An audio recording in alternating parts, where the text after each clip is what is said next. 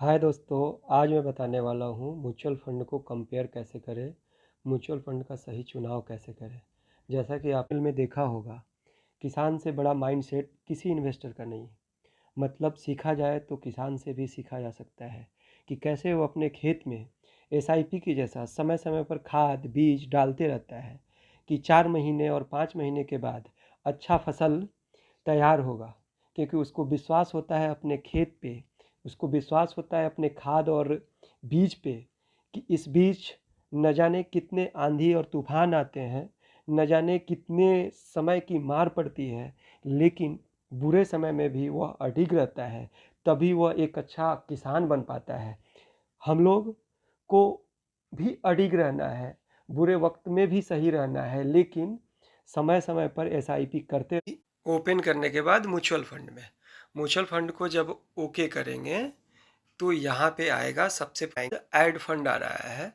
Add fund में अपना add fund को ओके कीजिए और आपको जैसे एसबीआई का म्यूचुअल फंड अगर पसंद है तो एसबीआई का म्यूचुअल फंड ले लीजिए। बहुत सारी म्यूचुअल फंड है, एसबीआई स्मॉल कैप को ऐड कर लिए। दूसरे किसी म्यूचुअल फंड को तो मैं निपॉन का ले लिया, Nippon Nippon small cap fund.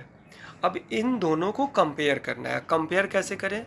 जैसे यहाँ पे एसबीआई का जो ग्राफ दिखा रहा है, इसका फंड डिटेल क्या है, इसका फंड डिटेल है दोनों। एक्सपेंस रेशियो बहुत ज़्यादा ज़रूरत होता है कि एक्सपेंस रेशियो देखना कि कौन मुझसे खर्चा कम ले रहा है। आगे चलें तो रिटर्न का कैलकुलेटर देखते हैं। एक साल में कंपेयर करें तो ये कितना दिया है? 60%। निपॉन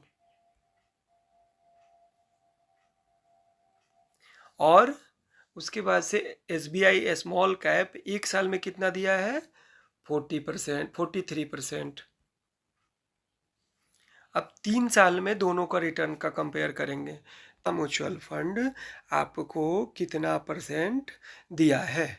जैसे अब इन दोनों में से आप देख सकते हैं ऐसे कि ये क्या है, आपको एक साल में 60% दिया है, 3 साल में 36%, 5 साल में 30%। टॉप 5 होल्डिंग मतलब देखिए कि ये पैसा कहाँ लगा रहा है और ये पैसा कहाँ लगा रहा है। तो इन दोनों के नाम आप गूगल में जाके सर्च करो और गूगल में सर्च करने के बाद आपको पता चलेगा कि इन लोगों का क्या एक्सपीरियंस है। ठीक है,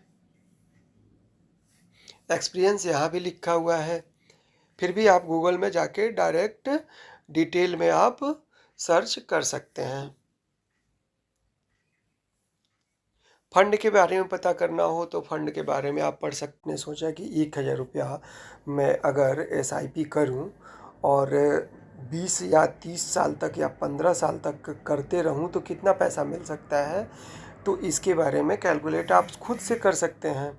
अब आप अगर ये देखें कि पर एनम आपको मिनिमम अगर 15% भी मिलता है तो 10 साल में ये पैसा आपका क्या हो जाएगा? 2,78,000 रुपया बन सकता है। तक कर दिए तो आप इस पैसे को देखिए, आपका पैसा इकट्ठा होगा 2,40,000। आपका रिटर्न मिलेगा 12 लाख और टोटल वैल्यू हो जाएगा 15 लाख। 30 साल तक कर दिए तो मुझे देखिए कितना मिल रहा है। इसी 15 पर इसी 1,000 रुपया को 15% में इसी 1,000 रुपया को अगर 30 साल तक आप जमा किए तो आपको यहाँ पे देखिए कितना पैसा मिल रहा है? 70 लाख रुपया मिल रहा है। तो इसलिए मैं बार बार जोर देता हूँ कि कम से कम 1,000 रुपया आप म्यूचुअल फंड ज़रूर करें, ताकि आपके बच्चे का भविष्य, आपका भविष्य बने, उज्जवल रहे। धन्यवाद।